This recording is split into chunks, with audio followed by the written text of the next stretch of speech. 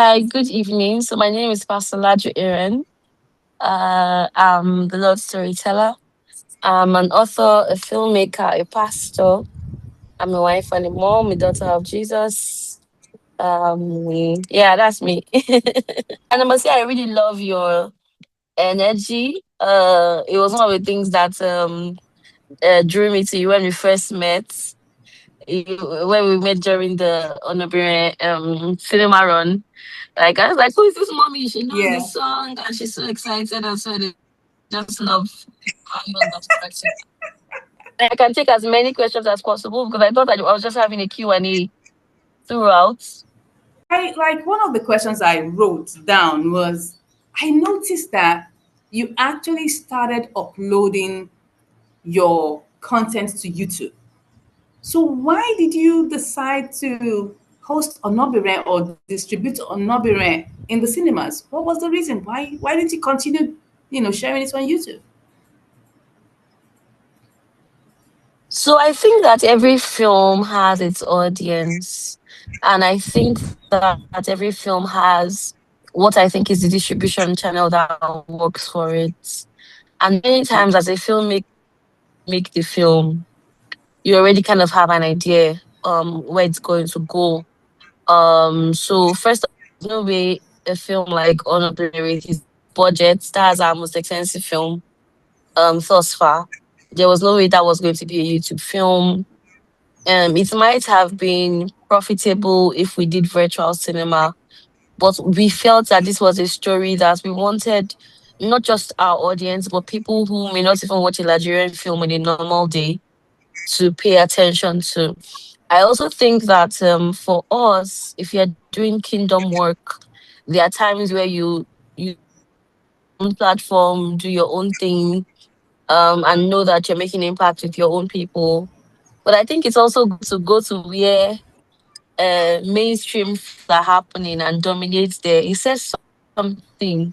It lets people know that a film can um have elements of faith in it, be a decent film where people are dressing properly, promotes positivity, no foul language, no nudity, but still succeed in the midst of every other film. In fact, do better than many films that may have that. And so that was a statement we needed to make, that um, faith based work and inspiring storytelling can thrive anywhere.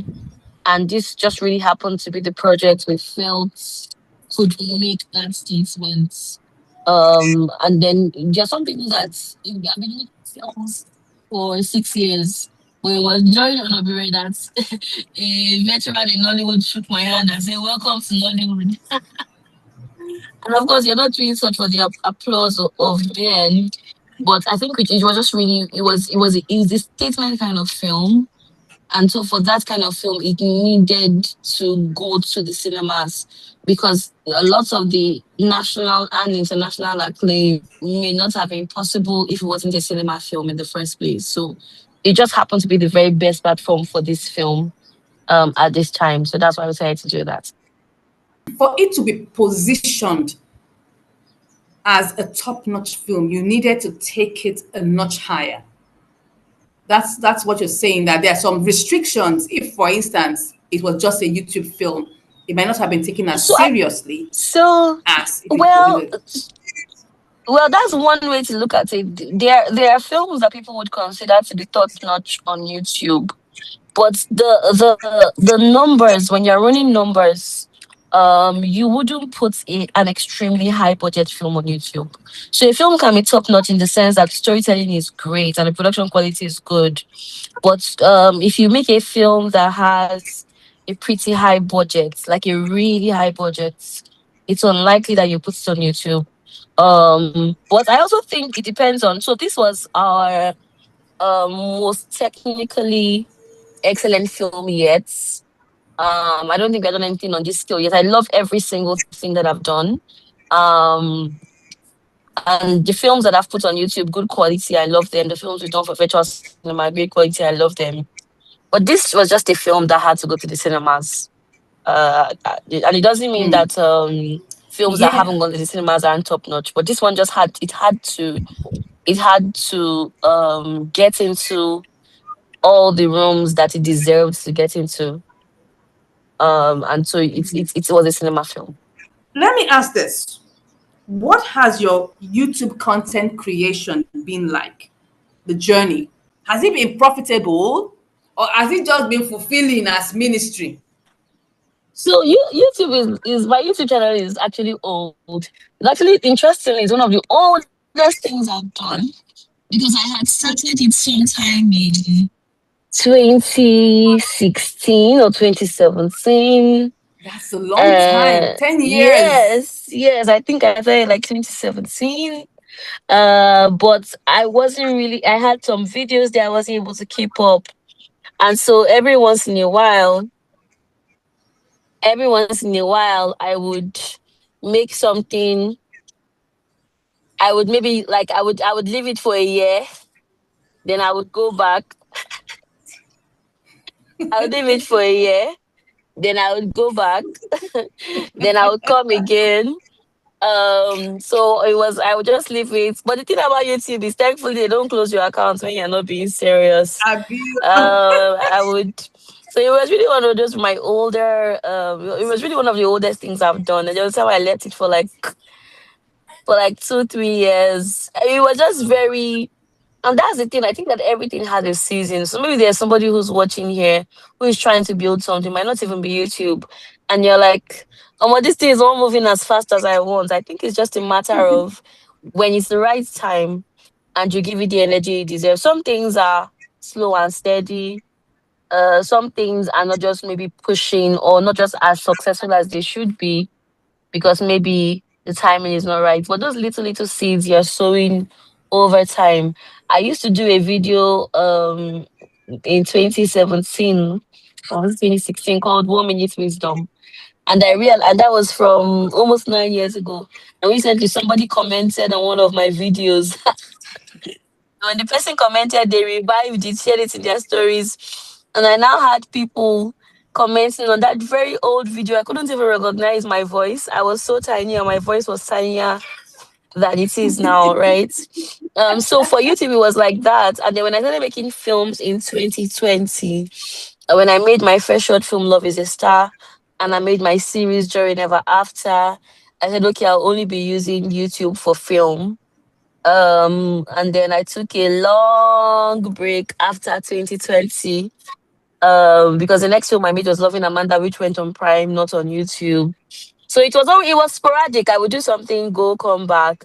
But it was when I made, I think, during Never After that I was able to get to about, I think I moved from having just about 500 to 1,000 subscribers to in a year having about 30,000 subscribers. Right. And then I think eventually when I came back on YouTube in 2024, I believe. And I started doing those weekly videos on love, life, and faith, relationships. So remember, I started, stopped, started, stopped, started, stopped. yes. And then 2024, I was like, I'm going to build, because then I was at about 33,000 subscribers. And I said, I'm going to build this subscriber base to 100,000 subscribers. And so From between what when I but from started what number of subscribers, please? from 33,000. Okay, you now went all the way to 100,000. Wow.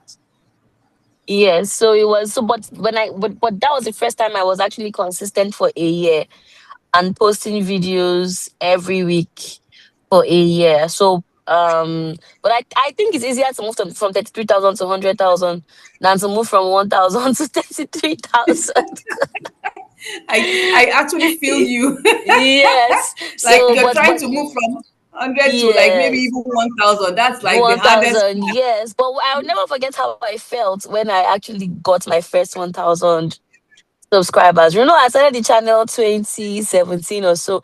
I don't think I had 1,000 subscribers until beginning of 2019 or end of 2018. So but I'm grateful to God. There's some people that have followed me from then up until now. Right. So I'm really grateful. The truth is that sometimes it might just be one person, two people, 10 people you are being a blessing to. And you don't really realize how much impact they have on your life, you have on their lives. as a result of just showing up and being consistent. So it was so into it was January 2025 that I now hit 100,000, and then after that I now took another break again to focus on, because it was around that time we started working on Onobere. So even though I do a lot of things, I rarely do all of them at the same time, right? So yeah, so that's basically the journey. So the second part of the question is, has it been profitable or it's just been ministry? So Has it YouTube been has been profitable in terms of YouTube. the kuza, or No, is no, it no. So just ministry? YouTube for me has been profitable. One moment, please. Nadia, can't call your sister. You guys should come and sit down. YouTube has been profitable for me in terms of when I do talk. So if I do the podcast style, which costs less to make, then it can cover its own bills. But YouTube has not been profitable for me for film directly. Okay. I Hmm. haven't, there's no film I've put on YouTube that I made my money back from. No Wow. film. There's no film I put on YouTube that I made Wow. You are half my discouraging us from budget. making films on YouTube. Well, but that's why I said directly, because Okay. I've had people see my work on YouTube and say, I want to give you so and so million to add to what you are doing next. Okay. I've had brands say, we like what you're doing, we want to sponsor the next film. But when it comes to like money being directly made on YouTube, I've not I've not had that, at least not yet. But maybe because I've not done the volume. I know that people who make YouTube films and find it profitable do a lot at once, and then Okay. eventually that volume covers up the lapses. So it's like, yeah, you are doing bulk production as opposed to maybe just one or two. So yeah. But I think we should definitely go for it, because even though it's not made me money directly, it's helped me build my audience. It's helped bless the lives of people. It has helped me if I'm doing a pitch and I say, okay, I did this film that had 1 million views. And so even if the film itself did not bring money directly, there are other things. The social capital is proof of concept for lots That's of it. work that I've done. That's So it. there's that, because at the end of the day, you have to build that audience and you have to Hmm. consistently put in the work, right? But being a profitable filmmaker is a long journey. But the problem is, if you don't start, it will still be a long journey. So it's better for you to start, because if you don't start, it's more or less an impossible journey. If you I start, get, I it's get a it. long journey, but you're at least getting closer to it than ever before. Yeah. But it really is fulfilling work, especially if you tell purposeful stories. Um, there's Awesome. there's there's no I believe in like profitable storytelling, but there really is no amount of money that can quantify when someone says, I watched Last to Marry, and because of that I did not make a relationship decision that would have affected my life negatively, or I watched Journey Never After and it helped my marriage, or Onobiri inspired me to pursue my business. So yeah. Awesome.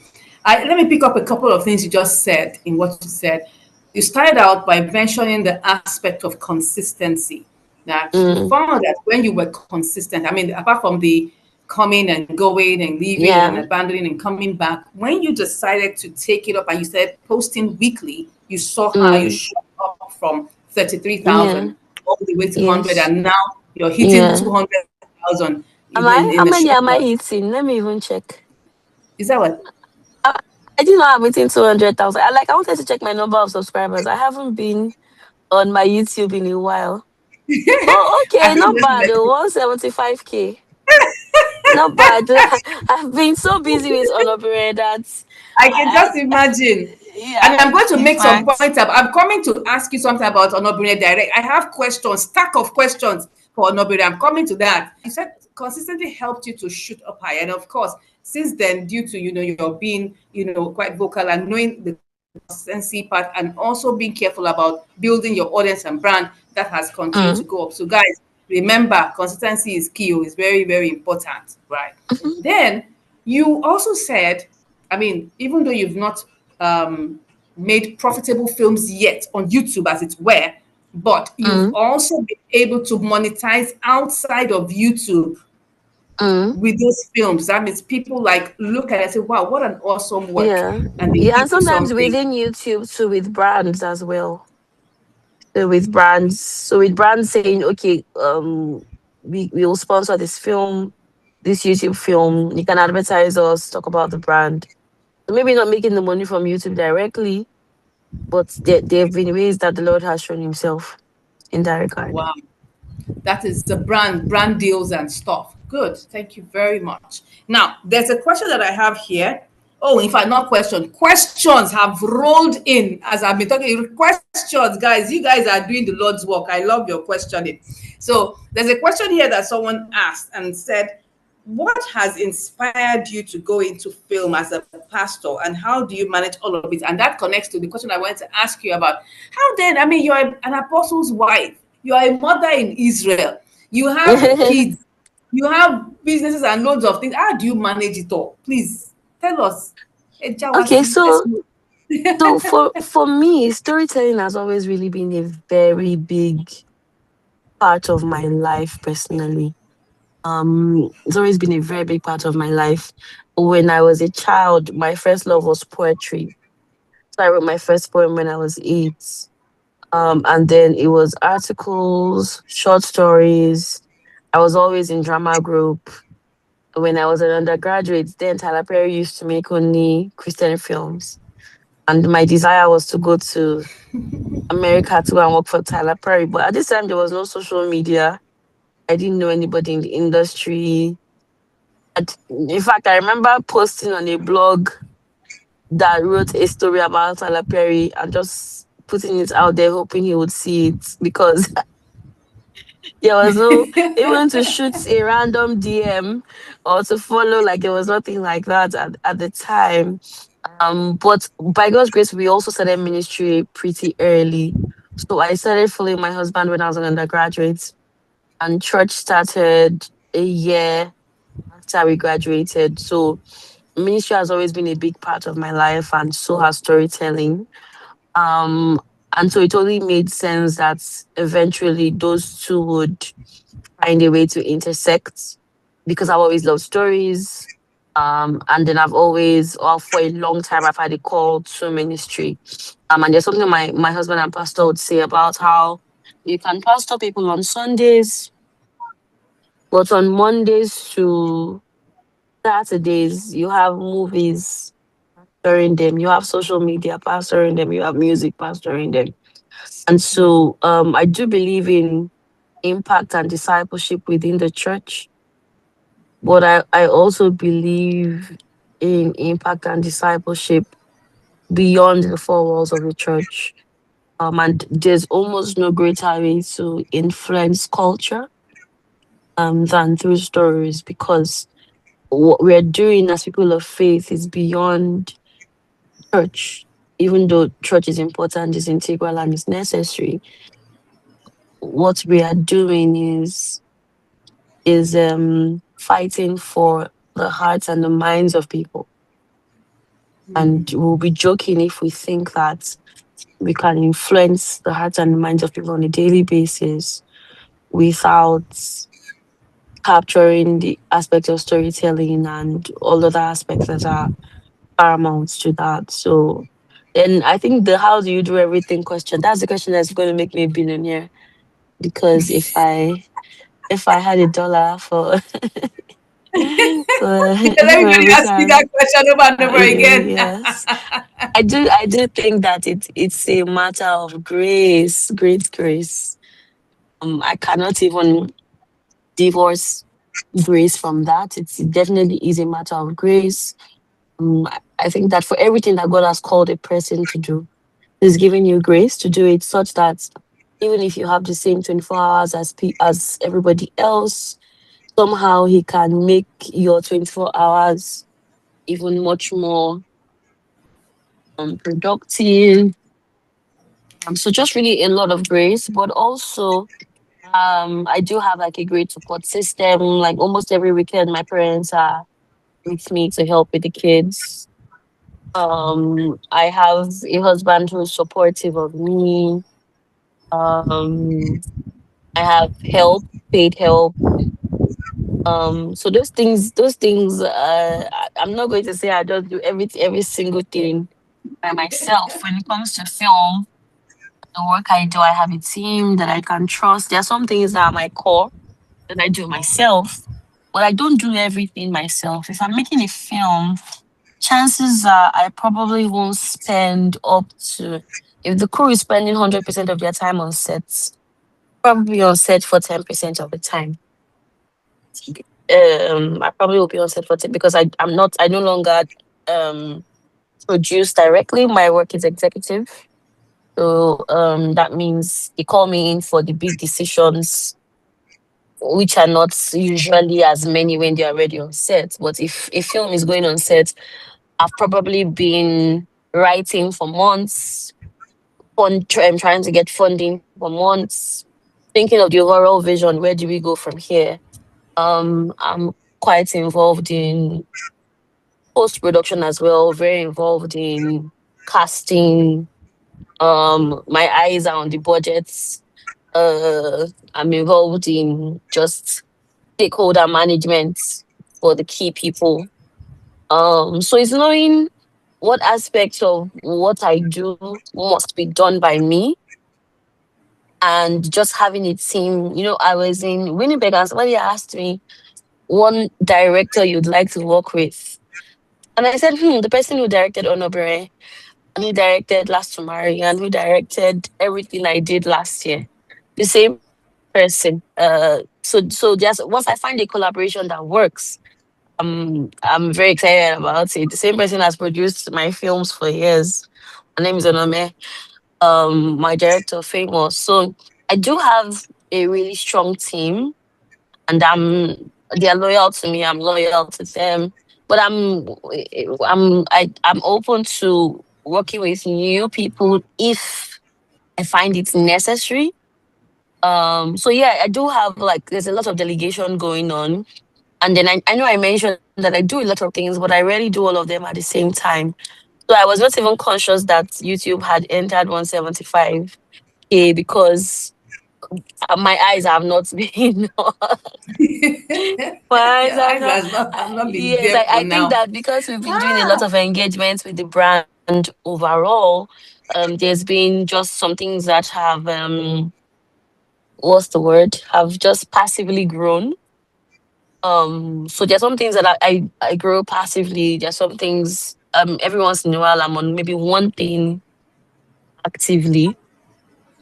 So that has that I think so that's it. A lot of grace, a lot of help. I also don't say yes to everything. I think yeah. I think that saying no helps you say yes to what's important to you. So I don't say yes to everything.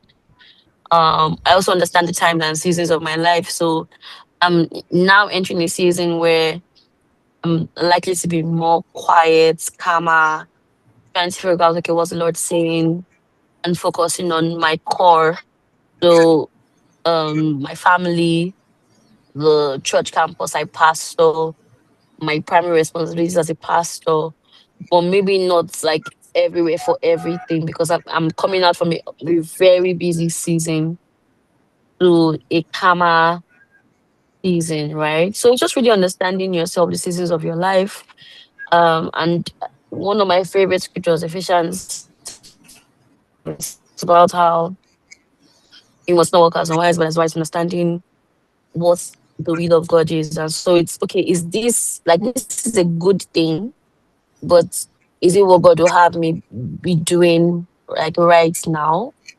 And when it comes to decisions about my time, I'm really sentimental in that if someone is important to me, I definitely will show up for them.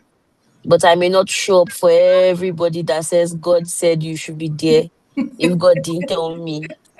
So so I think just really understanding that. but also just really being open to, will God have me do this? Is this in line with the direction I think my life is going? Um, and then just, and then once in a while, I just, but Yeah, yeah, yeah. yeah, but I'm particular about my time. Um, and then I try to make sure that my family is prioritized, and then community is prioritized, because the truth is, even when it comes to ministry, I love being a pastor, but many there are a number of other people can do what I do as a pastor. But I'm the only person that can be a wife to my husband or a mother to my children. And so I'm careful not to forget that. But you see, if you're a woman, balance is a fluid thing, in the sense that uh you are driving this way, you realize I'm getting close to the cliff. So you realign yourself. So it's a constant game of just really realignment. And then if there are lapses in an area that I should have focused on, instead of beating myself up about it, realign again. But at the core, I think for me is I never define myself by what I do, but by whose I am. Because there's a tendency to, when you are a high performing individual, wants to go on to the next, wants to go on to the next. And many times it could be because you've tied your self worth to what you do per time, how people respond, how much you make, how many views, how much impact. And I'm a stickler for doing things well and having the best results, but I don't tie my self worth to stuff I do. And so I think that has also helped me when it's time to take a step back. Because there is seasons of my life where I'm not making any film, I'm not traveling anywhere to preach. I'm just one pregnant girl in the house. And that's okay. It's okay. Because at this time, what did you do today? I built an eye, a leg. What did you do today? I just listened to the Lord, I prayed. Right. And so I think um there have been years that went by and I didn't make any film. I didn't make anything. I just doing like other things, or it's just really understanding what's God's will per time. What am I hoping to achieve in this season of my life, and what is necessary and important to get me there. I think that's basically it. But for everything that God has called you to do, and the Bible says there's time for everything, is beyond doing the right thing at the right time. It is understanding that for everything God has called you to do, He has created time for it. And if you don't have the time, maybe you need to apply yourself more. Maybe there are some things you are doing that you ought not to be doing. Maybe you need to embrace the secret place more, and just understand God's wisdom for that season and the grace is provided for that season. Maybe it's delegate more. Yeah, but God is helping us step by step, day by day. Let me read this one here that says, one lesson from your experience is that building a brand or social capital can have a measurable, transferable impact on your YouTube channel. So that's building a brand, having social impact can have a measure, can have an impact. And so having social capital can have an impact on your YouTube channel. So can you talk about that? Is it a discovery for you or it's an intentional strategy? So my YouTube channel wasn't accidentally built. It took a lot of work over a long period of time. Um, but I think that when you finally get to a particular number, I think it becomes easier.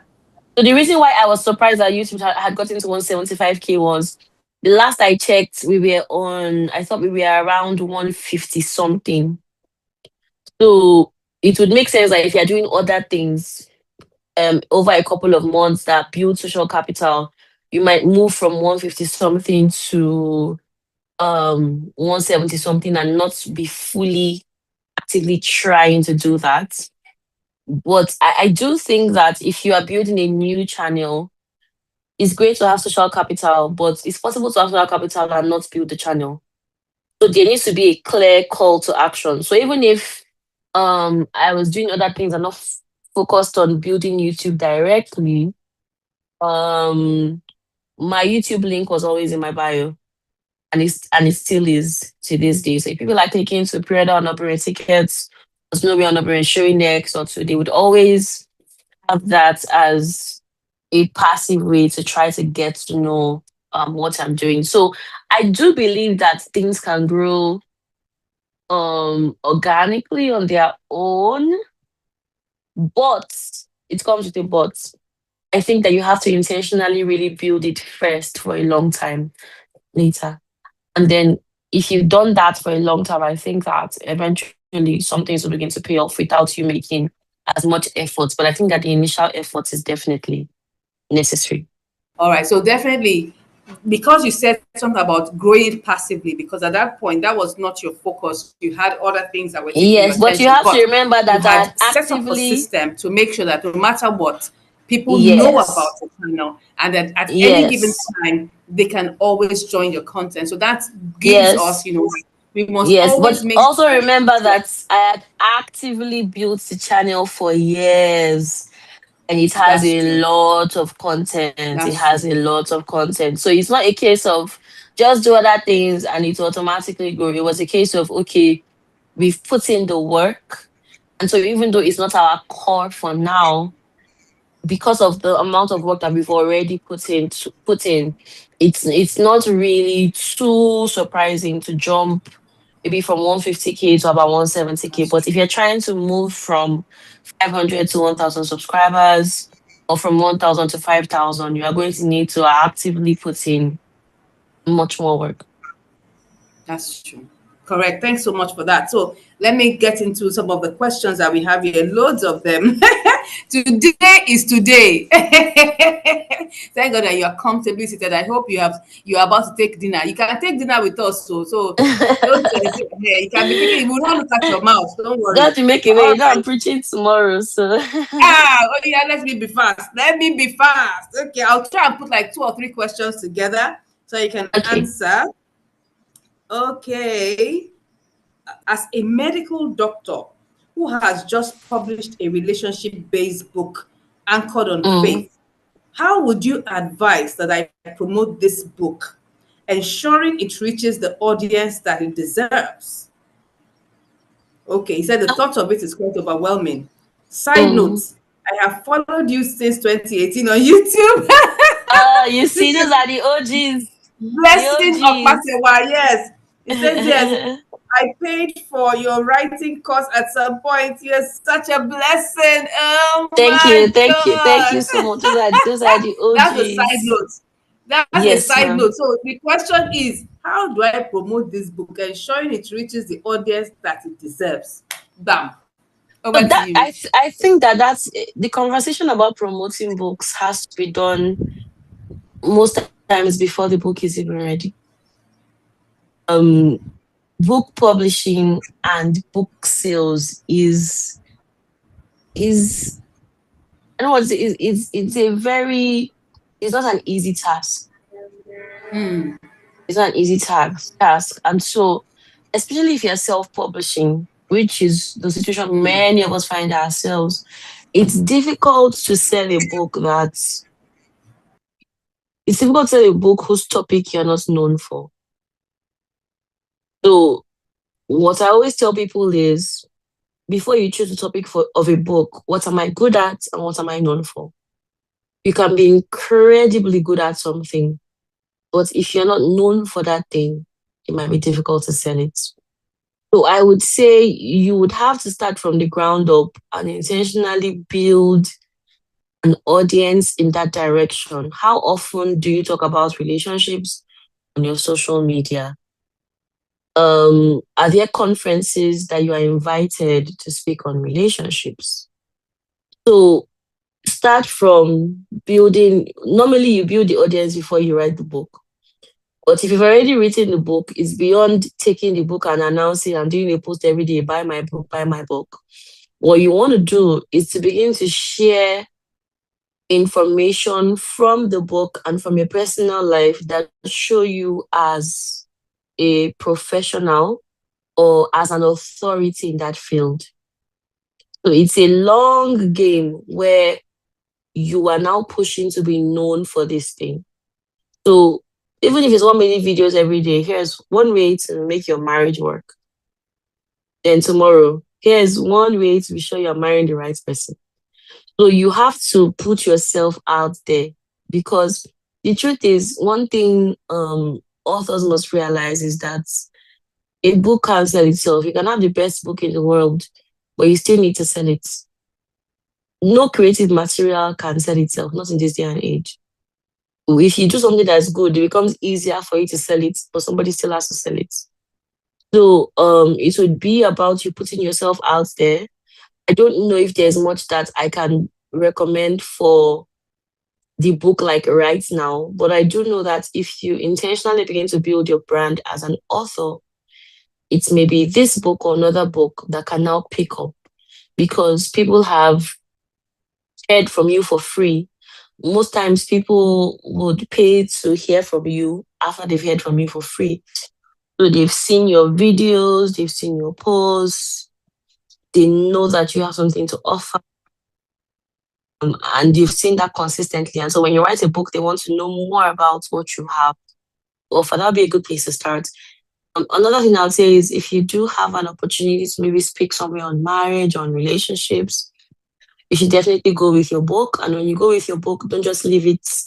I say I've dropped my book to the ushers. No, at the events, find some books, take pictures of people who are purchasing books, things like that. The people who've bought the book already, where's the feedback you've gotten from them? Where are their testimonials? Where are their quotes?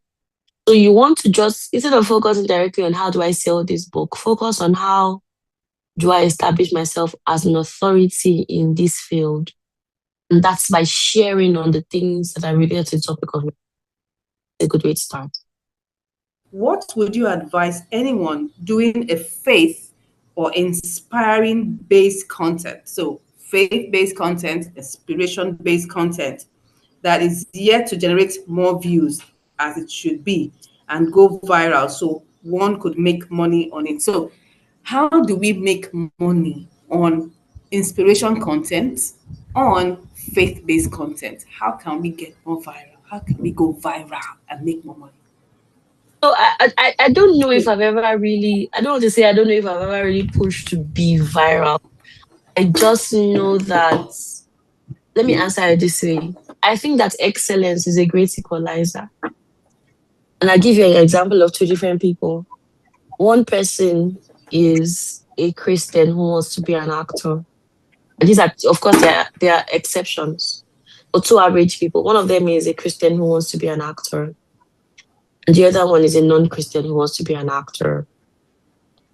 For one person, God has told him or her that they would grace screens and act in faith-based films.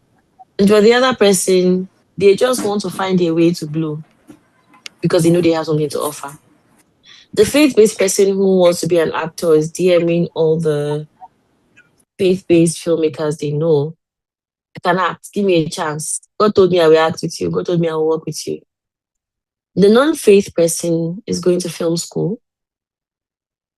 The non-faith person has um, monologues on their page. The non-faith person is showing up to film festivals. I don't know if you can see the difference. The other person does not have any monologue on their page, has no business with going to film school because God has told them. So I think that one thing we must realize is that excellence is a great equalizer. I stopped believing that people didn't want to support me simply because I was faith-based. Instead, I believe that if I do excellent work, people would show up because there are many people who are actually looking for faith-based content. So it comes down to ensuring that the quality of your work is good. There is an anyhowness that sometimes, and I'm careful not to be generalistic, sometimes Christians used to do things where they just say, ah, God told me. I say, let me just do it because I just want to obey God. God told me, let me quickly do it. But I think that the fact that God told you to do something means you must even be more excellent about it because you're submitting your homework to an excellent God. So when I say excellence in critical lives, I mean that if you harness your skill properly and you do great work, eventually people will show up. I don't know. Virality is, there are so many elements that combine to make something viral. There is time and chance.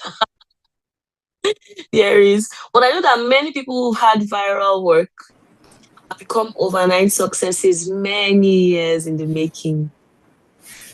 So, uh, when when the filmmaker who, for example, did Monica had 6 million views in one day or something like that, that was not her first film, and I don't think it was her 10th film. She's been an actor for a while. She's been a producer for a while, and an actor for an even longer while. When Pucci Franklin became viral from Kill a Monkey, seen him. I'd seen him in other films many years before. That was his 10th year in the industry. That was his 10th year. And it just so there is I think consistently doing good work. There's a brand I'm likely to work with soon. And I remember pitching to the same brand in 2020 or 2021. And I make faith-based stories. And I remember the brand telling the person who was my contact said, I want us to make a Christian film. Okay, go and look for a Muslim film so that we can. That was how they disregarded us and we and we never got to work with them. Right. But the truth is, if you consistently do good work and um people will want to support you when they've seen what you've done before, which sounds weird because how can I do something? How can I show you what I've done before if I need funds to do what I've done before? But you want to see, it's like That's a asking very people risky part. to How do you be, now, how do you put yes. that So together? I You would need funds to say, get something done, and then look at then you go yes, and get accredited. I would say that you start with what you have, you do the best with what you have. I made my first film, I think, for about 500 to 600K. My first short film, still on my YouTube channel, Love is a Star. We have a friend who runs a business. In fact, he still supported Onobere when it came out because his business is bigger. And my filmmaking is also bigger now. But at the time in 2020, when I wanted to make that film, I said, come, bro, please come and give me 250K. I want to make a film. And then, how are you going to make a film? I said, don't worry, me, I have 200K saved. And on that project, the person who was the cameraman was also the sound guy, who was also the editor, who was the colorist, who was also the light person. So, I mean, and then at the beginning of the film, I showed my friend's brand, Fruity Life, which is still one of the brands that still supported us with an opera after a couple of years. So, if you look around you, there are resources around you. There may not even be money. It may be, I think many times we are very interested in networking upward, somebody who has done the really big things. People just can just respond to me. But if you look around you, there's someone who can handle the camera, there's someone who can act. Um, there's like for that film, it was the entire film was taking place in okay, there was one exterior, two interiors or something like that. But the major thing was taking place in the hospital room. And I had reached out to my doctor and said, please come and give me where I'll use to shoot. I was like, okay, no problem, come at this time. But by the time we finished shooting the exterior scene, he said, I wanted to give you the recovery room, but there's a patient now. So I can't help you. I said, would I've rented equipment for the day. I begged him, I said, please, what can you give me to show that my parlor is a hospital? And so he had this thing they used to separate spaces for injection. He had one that was already bending. Then he had one drip stand. I carried it to my house, and of course, we couldn't get a hospital bed. So I had a work table, had a mattress. So I put the work table and then I slanted the back of the mattress over the work table. So it looked like a hospital bed that was reclining, right?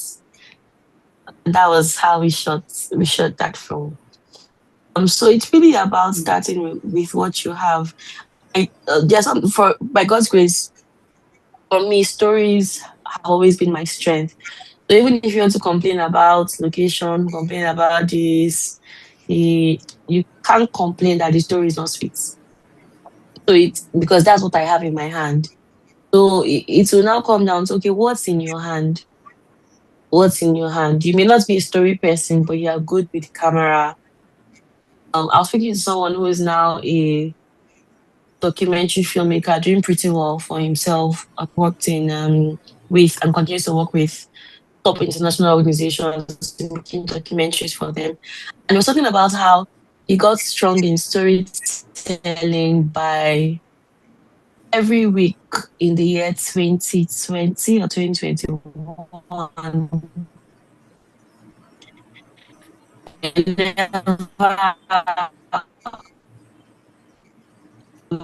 Also preached a message. He would use called sermon notes. So he was saying he would use, see, and let me tell you, ma, and everybody watching, people will invest in you to the level that they see you invest in yourself. Those times they will invest in you to the level that you will invest in yourself. I thought that they see you invest in yourself.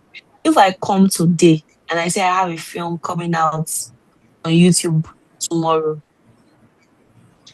film, I don't think it's up to 1 million views. Because for my audience, I just started working on it. I mean, I've been working on it for the past 3 years. But I haven't said anything about it. I haven't communicated. I say, surprise! I have a film on YouTube tomorrow. Day to day will also what surprise me. And that's why a film like Michael that already had the potential to be big, they started advertising it from last year, right? So I think you also know that people they will invest in you to the level to which they see you investing in yourself. So taking oneself seriously in a way that is obvious to people. There are some people that love me, but if I don't promote something well, they won't show up. It's not, they're not doing it to spite me. It's just the way life is. Time is limited for people, resources are limited for people. So they're only really going to show up for people that gone the extra mile. So it really is about going the extra mile. Um, I don't think I should tell you to put your whole life savings, especially if you're the breadwinner of your family. But if you do good work consistently and you also learn to tell stories about your story, not you do the book, you go and hide it in your room. No one lights a candle and put it under your bushel. Or you do the film, put it on your YouTube channel. Ma, when I was marketing on Obiren, the same way I met you, that was how I saw people, mommies from my gym. There was a particular mommy, she came with her husband. Because when I get to the gym, I say, come and watch my film. Do you understand? I make films, so check my channel, offline, online. So it will be telling good stories, but consistently telling stories about your story because we are now in an age where you are not just the producer or just the director or just the author. You are the CEO of that book, the CEO of that film. And that thing must have a marketing department, must have an advertising department, even if you are the one who is in charge of it. You must, after writing your creative, after doing the creative work, now do creative work around around the creative work to promote the creative work. So I don't know if I can't say if you do this, and this, you'll go viral. But I can say that if you constantly do good work, you will find a way to make films profitably. But it does take a while. The industry we're working in. If you make a YouTube film, even with 1 million views, you might maybe make half of your money back. At least that's been my difference, especially if your viewers are from this side of the world, right? But if you've done 1 million views and you didn't make your money back, there are now brands you can speak to and say, I did 1 million views with this film. Imagine if I did 1 million views with this film and your brand is in it. So that covers for it. If you take a film to the cinemas, the amount of money that will come to you from the entire cinematic cut might be about one third, one fourth, one So fourth I of didn't it. hear that, So, please. Can you say that again? so if you take your film to the cinemas, your cut might come down to maybe one third or one fourth. The cinemas will definitely make more Wow. money than you. You pay taxes, you pay your distributor, you pay taxes are over 20% for cinema films. So I think it was what conference were we at where somebody asked Funke Akindele, how does it feel to be a billionaire filmmaker? She said, billionaire for where? Um, the cinemas will take theirs, government will take theirs. So eventually the filmmaker is at the bottom of the barrel. But it's not even nobody should carry Minister blog and say she's complaining we're at the bottom of the barrel. It's just understanding the way systems and markets work, and knowing that even though that might not be the most profitable in terms of money, there are other opportunities that this opens for you. So it comes down to knowing why you do what you're doing. That's so great. You must know, okay, why am I taking this film to this particular platform? And even if this film doesn't make XYZ, there are other opportunities after this initial opportunity for this film to do XYZ? Or what doors do I think this film will open?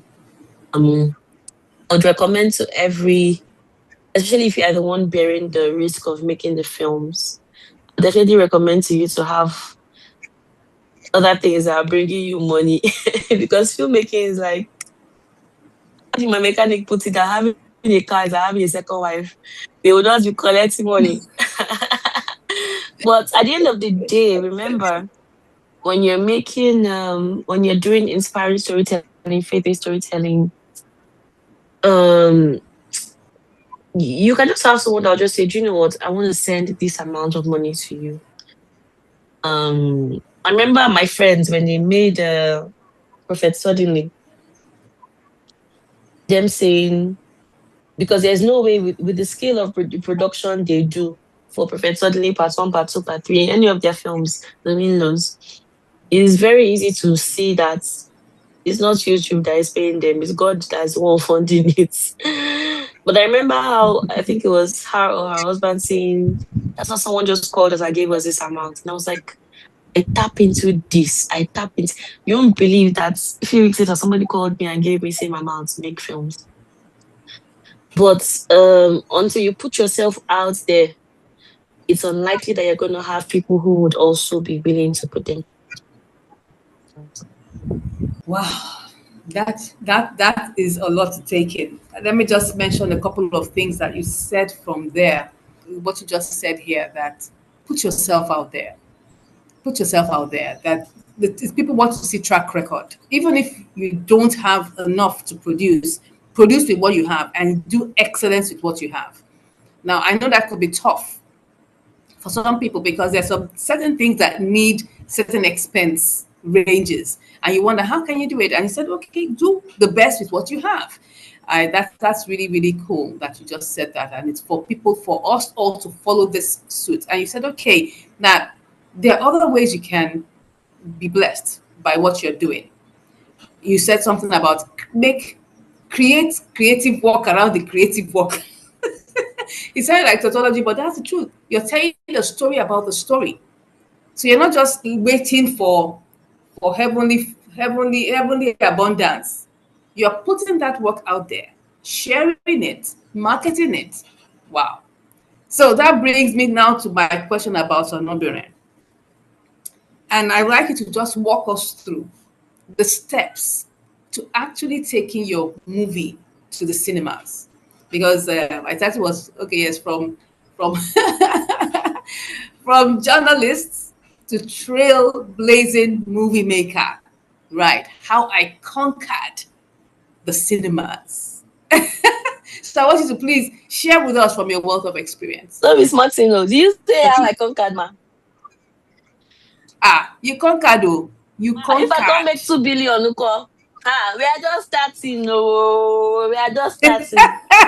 Okay. We have not yet I made the love two your billion. humility. I do love your I love your humility. I love your humility. But please share with us, what are the steps to taking your movie to the cinemas?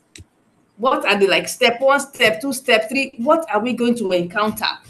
What do we Mm, so need to make sure we know before we go to the cinemas and I think it beyond? might And be. how do you market it? Because your marketing was special.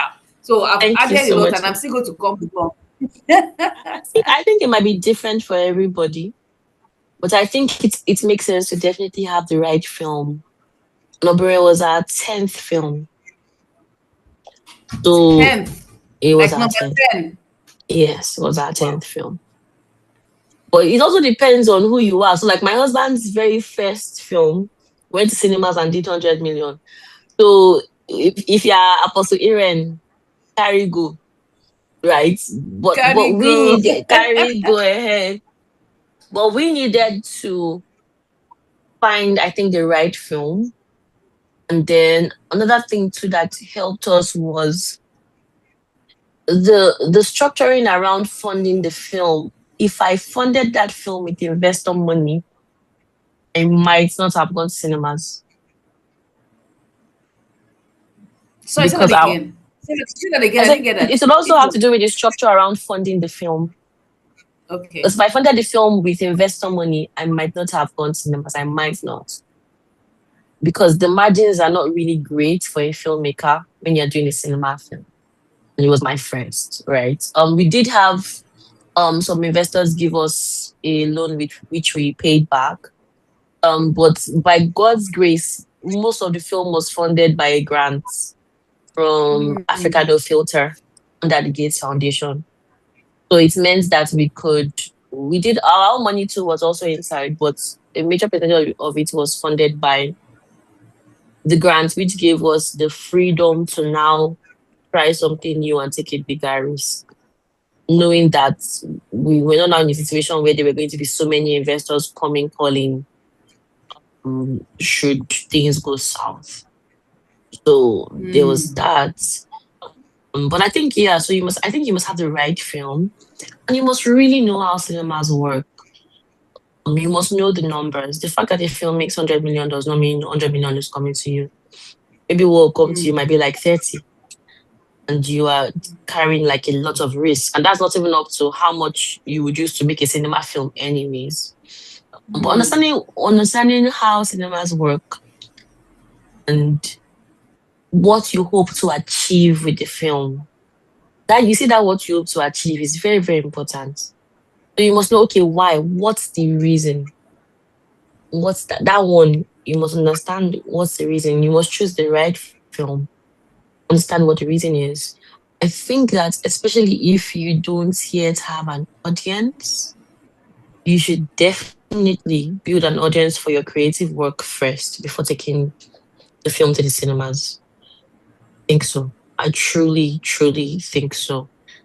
Um, so for the films that have come out this year in cinemas, Honorable has been Honorable's top three Nollywood films that came out this year, based on the numbers. One number three, Wow.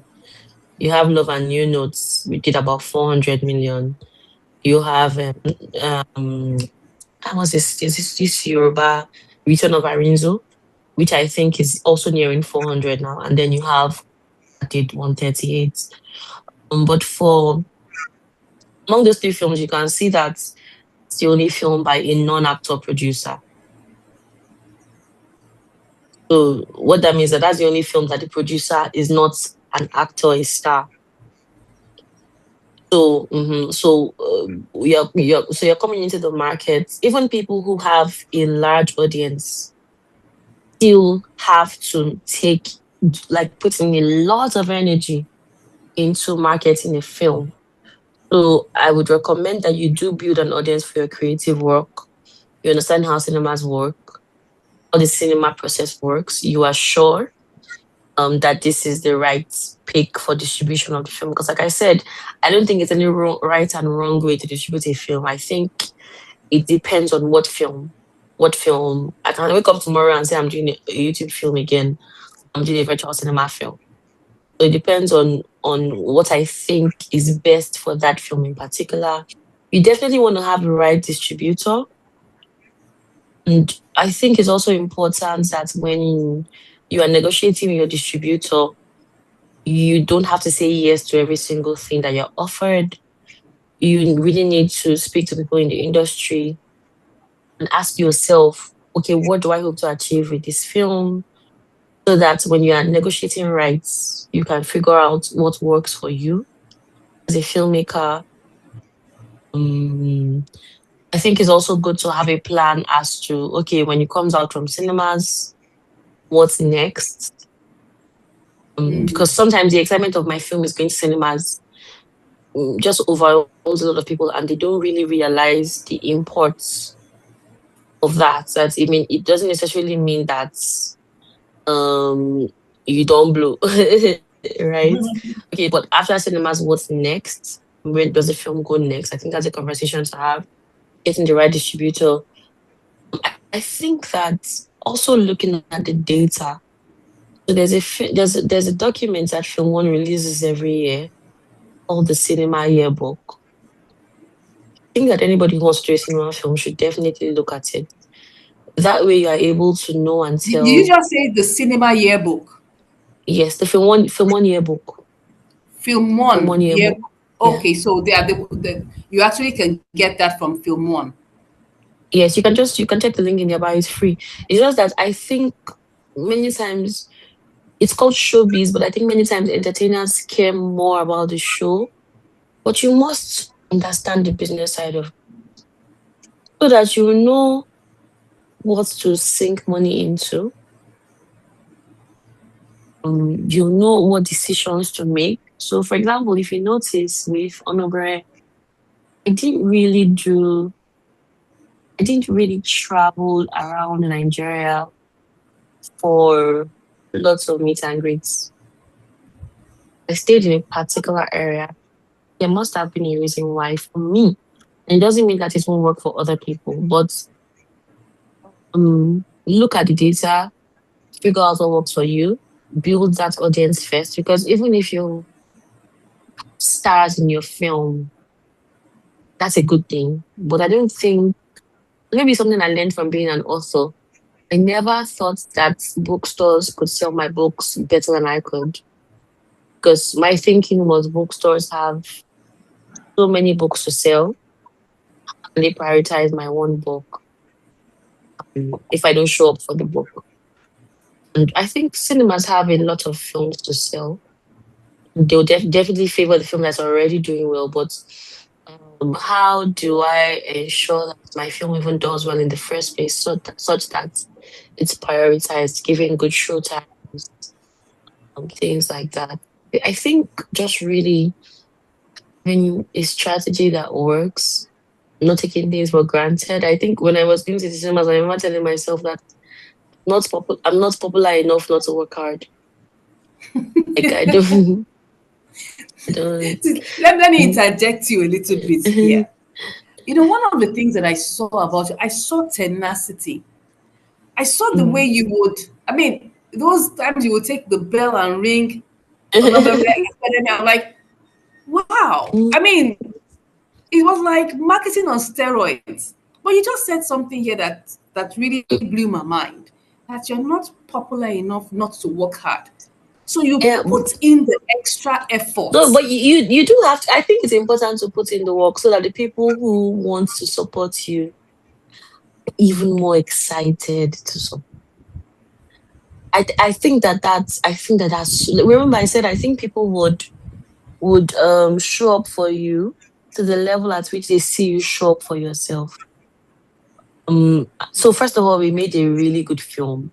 And I remember one of my friends was an actor saying, thank you for making this easy for us. Like, we would have supported you either ways. But thank you for making it easy for us. But then when you see people, I know how much, especially in the first few days I was in cinemas, I was receiving collaborative posts back to back, people doing their content, Push and Glory, singing the song. I think that I'm grateful to God for them, but I think that many of them also responded to my body language, which was this is our film, this is me putting myself out there. And it's easier for people to put themselves out there for you when they see you putting yourself out there for what you believe in. Because the truth is, the Nigerian economy is not easy on the average person. And I think that audiences want to be taken seriously. Like you can have so many people following you, but if they don't see you put in the work, they will just carry their face. So you really have to show them that, oh, I really need you. And um, if somebody wants to support you, I think making it easier for them by really like put having skin in the game. I think that that's so important for anything you're doing. Someone asks, it's a big ask, and I hope you will be able to Okay. answer the question. It says, how much did you spend on Iren? Part one. I want to join it to another question, even though I know the answer, but so that the person will know that her question is asked. She said here, do you write all your stories yourself? Do you use AI or do you contract it out? So that's another question. I just wanted to join that. Then I'll now come back and give you the final question. So, Okay. So I never write with AI. I sorry, say think that that again. I said I never write with AI. Okay. I think the most I could use AI for is probably to recommend a movie title for me. Like if I'm trying to title a film. But I don't think I've ever chosen any of the titles AI is giving me. I think that maybe people write with AI is obvious. And for me, because writing is my core, I think it just does me. I I I don't know. I don't write with AI. It will I be don't. sin to give it to AI to write it for you. No, I don't. Sorry. For me, because writing is my core. Like out of everything I do as a filmmaker, that's the one thing I do well. There's something about the process where, so for example, I remember my husband at the launch of Onobere saying he would walk in on me and catch me smiling as I was writing because I'm imagining the scene how I want it to go. And when I like what I see in my head, he would catch me smiling. So no, I don't. I think of all the films I've made, it's only one film I haven't written myself, which was a YouTube film we did, You versus Me. So that's the only film I've contracted out. But every other thing we've made, I've written myself. Written myself. On a Wow. break, we did Well, have some script consultants who would read and then recommend what we could do better. But they did not write. I wrote myself. Say, okay, we feel like you need to cover this. There's a gap here. How do you cover this? How do you make this character look this way? So I've already written myself. And so Another is our most expensive film yet. I don't feel comfortable sharing the exact figure. But we know it's our most expensive film yet, and film is expensive. So could when I you now say give it's our us most like a expensive, range, like up like more than this, or range between this and this? how Because much do people you like, think? How much do you think it cost? hey, okay, you're not asking me. Hey, oh, Yes, I'm asking you. I watched the film, my darling. I You watched it watched and it. I know it's very Yeah. qualitative. Uh, I would say probably between 50 to 60 million. I don't know. I'm not sure if it's a good guess. much. It costs much more than that. Ah, okay. So that means I'm It not. costs I much more can't. than that. Yeah, it Okay. costs much more than that Did to make did it. it cost up to 100 million? It costs much more than what you said to make the film. Ah, I Then didn't you hear have to you. make. I said it costs more than what you know. I gave you one guess, so I can neither confirm Oh, nor so you, deny the I rest. only have one guess, and that's the end. Yeah. Oh my god. Yes. And then when you make the film, you now have to do the publicity, the marketing. Those ones also come with their own budgets. But another Yeah. thing too, I think was despite how much the film cost, it could have cost so much more. Hmm. Could have cost because I had people just say. In fact, I had an actor say, "So that I'm not even collecting money from you at all." This was a top actor. I said, "What do you mean?" She said, "I'm not collecting a dime from you." Sorry, the actors did not collect any money from you. One actor in particular. Wow. One actor in particular. She said, "Bill." And even the ones that we paid, they did more than what we paid them for. So it could have cost a lot more, but God did really give us a lot of favor. Lot of favor. Wow. But yeah, 60 million That's film. it. 60 million film is each film would I make? Oh, let's just be helping us. For people that actually want to create movies on YouTube, I YouTube, yeah. mean, because the cinema might be a very big budget for them. What are your Yeah, but it wisdom doesn't. in this? Let me put it this way. I think that there might have been people. I don't really like monitor people to know what's like what works for them. But I won't be surprised if there are people who have gone to cinemas on a 50, 60 million budget. It's just that what 50 million could make last year or 2 years ago and what it can make this year are two very different things. It's very So I just different. wanted to put that totally different thing. I wanted to put that out there. If you want to make a YouTube film, I would say focus on the quality of the story and the quality of the actors. Hmm. Those two things. Because for YouTube films, you have to keep the costs low and the views high. Like, how much must you keep it low if you want to say I don't think spend more I than this? I think mean, you've done that this like 9 times. I think that so but that's the thing. Not all my work has been on YouTube. My YouTube films are maybe four or five.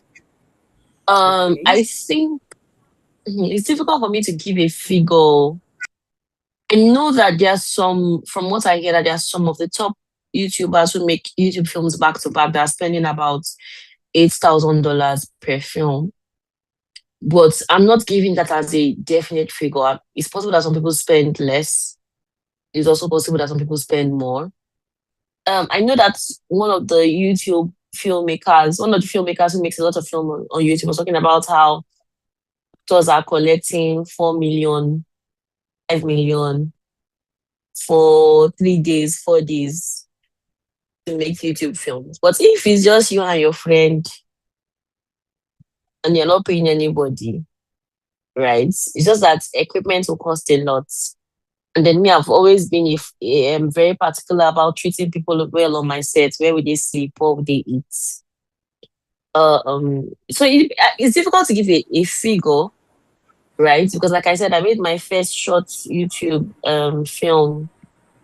I made it with 500K or so, but that was in 2020, and it was a That 50 was minute film and that in was2020, 450,000. You said and about 450K. 500K. I think it was about Okay. 500K, but that And was in that was 2020. we're Uh-huh. talking about 6 years ago.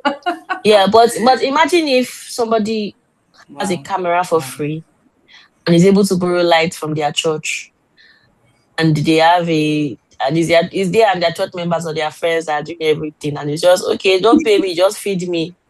So it's difficult to really say, but when you're not talking about maybe those higher costs of productions, I might estimate that there are people who are spending maybe 20 million, people are spending 10, people are spending 5. But it's not really a question I can speak I specifically do. to.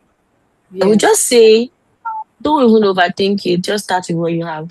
The thing about a Mm-hmm. film project is whatever you think it will cost more. But Hmm. once you've started, the money will come out. Once you started. But if you're doing YouTube films, definitely limit location. So that's why when people say YouTube filmmakers, why is everything always happening in one shot let? It's because of the money. It's because yeah. Main point. By the time you go outside and admirers give you a hard time and you've lost several hours to shoot, or you're Mm. moving because it might take you 5 minutes to get from here to your streets because it's a walk. Yeah. It might take you 5 minutes to get from here to the next street. But if you're moving a film crew from here to the next street to set down and go there and set up, that's 5 hours. It's Hmm. money going. You might say, Wow. I want something to happen in the kitchen, and something to happen in the parlor, and need to happen in the bedroom. Then we'll go upstairs and we'll go outside. That thing you have said is a whole day thing. The whole day. Because 2.5 hours to set up the bedroom, another 2.5 hours to set up the kitchen, sets down, Yeah. then NEPA will I, take wa- lights, then that's when the gen will not work. So if you're actually, starting, I fully understand what you're so if saying. you're just starting YouTube, and you don't have a large budget, look around you for people with expertise. One, two, limit location. So, okay, the things that will happen in this shoots now, they will happen. They will happen in my parlor. I have a home office. Then I have space downstairs. So that, because when you limit those things and you're focusing on a great story that, not the great story that is what happened, some part of it will happen in London, some parts will happen in a aeroplane, some parts will happen on the train station, and some parts will happen in the market. Then you have That's a party. millions. Then you have a party. Everything in film is already millions. So I'm telling you. the budget saving thing starts from the script. Yes. It starts from the script. Yes. Yes. The budget is that's where it starts from. By the time I write Onobire, she's fishing in Worry, you already know to carry a crew to Worry, it cannot be a YouTube film. She's in the Mm. palace in Worry, the real Olo of Worry's palace. So all those things will help you. To be able to All those things, plan. yes. In fact, just to even interject, just like a Mm, few days ago, I also participated in a little assignment, but it was just a mm. one. It was a short, it was supposed to be just one scene that I took part, and It it took doesn't matter almost if it's one six scene or hours. half. The Six time, hours. I'm it's like, like what? that. It's like that. So people, It the was only fun people I though, see but that like complain about 6 hours. some But things I when it understand comes what to, it is.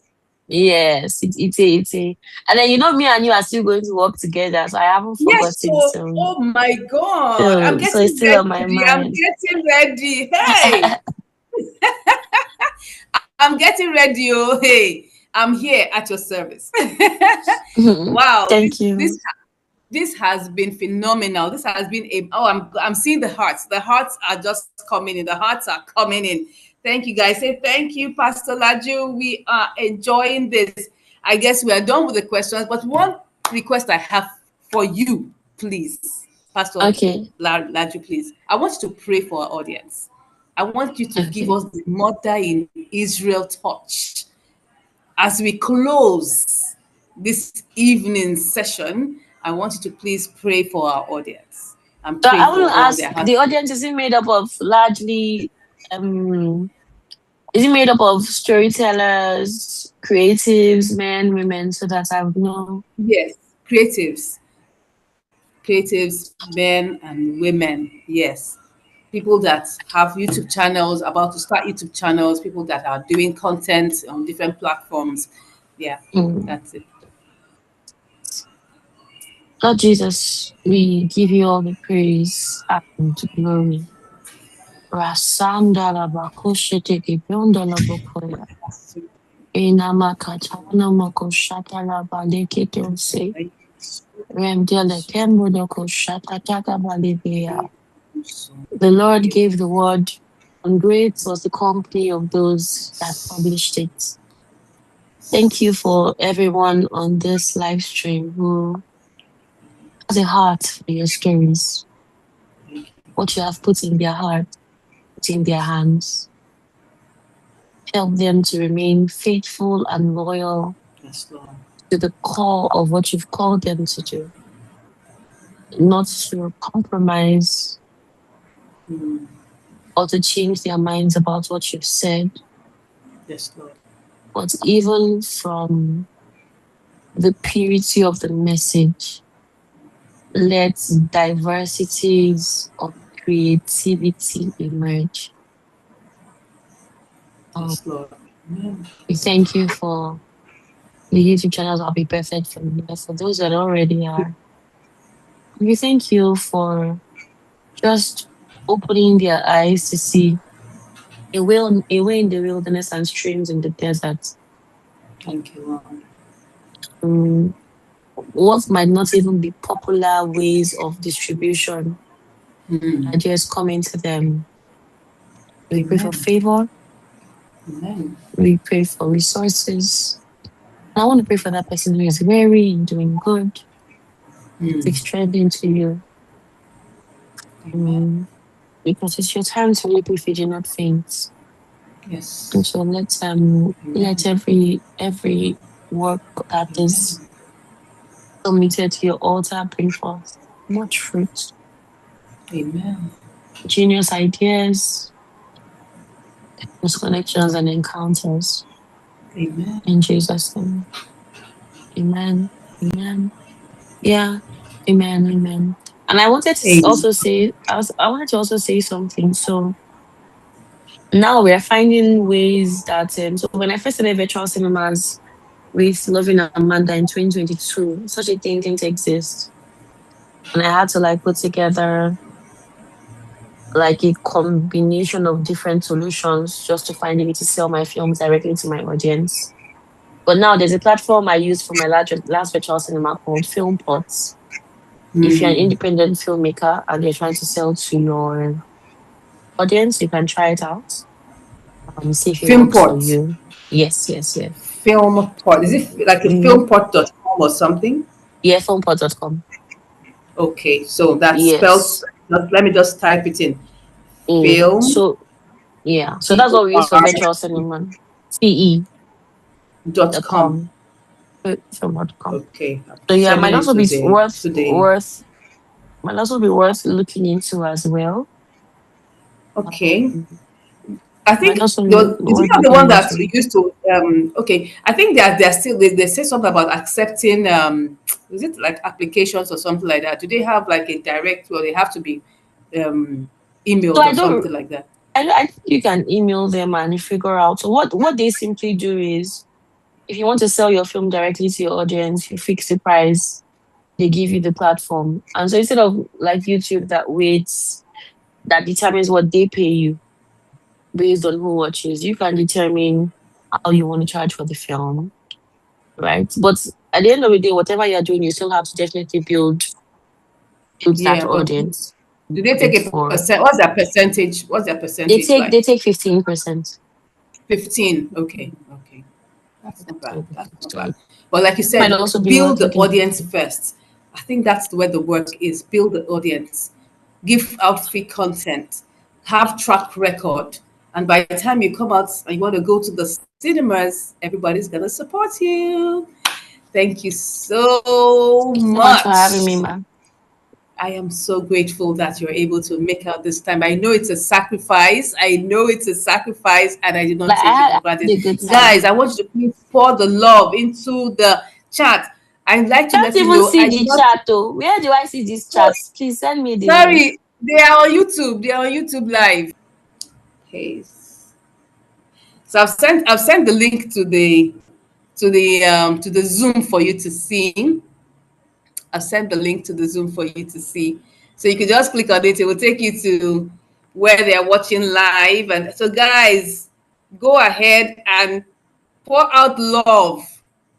Please realize I am not paying Pastor Laju for this. She's doing totally pro bono, and she is amazing. She has spent all the time here. I want to please pour out the love, Pastor Laju. Your conversation is illuminating. That's what someone just said, and I saw a engaging. question. Someone said for Oh, someone who's always loved acting, how would you advise you to get oh, into? I oh! would say That one just came in. Go say ahead, ma. continue. I would say continue to do lots of skits and monologues on your page and find a way to tell your own story because there are so many people that want to get into acting. Nobody's going to call you to work for them if you've not seen what before. So monologues, skill development, skill. Even if you are spirit filled, if you can't act, I don't bring people to my set and act. So you have to really actually beyond loving it, you now have to actually be good at it because you love something and not be good at it. So skill development, but also what does your page look like? Any who come to your page and know that this person is an actor? And then what stories can you tell from your favorite films? Even if you want to be a faith-based actor, any faith-based films have you watched? And how many reenactments have you done and shared from that? So that's a good place to start. Take time for yourself. All right, Ma, thank you so Wow. much for having me. Thank you so much. I didn't even know your eyes caught that. I'm just seeing it. Thank you so much. I am so honored to have you here. So, guys, please send in all the love, pour in all the love. Say thank you, thank you, thank you, thank you. So, yes, your conversation is illuminating and engaging. May the Lord prosper your ministry and pastoral work. Amen. So, guys, we have gotten to the end of day one. Let's all scream. I'm super excited that we made it to the end of day one, guys. We made it to the end of day one.